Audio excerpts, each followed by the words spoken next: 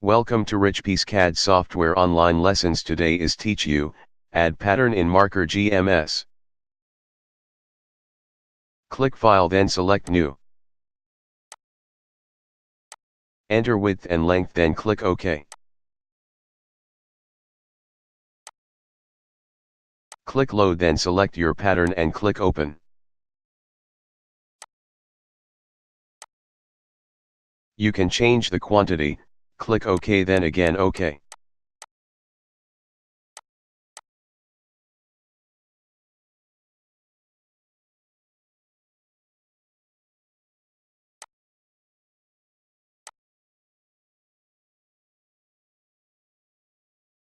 Add gap between all pattern parts. Click Piece Info option, go to Enter Gap Value in Virtual Border option and apply.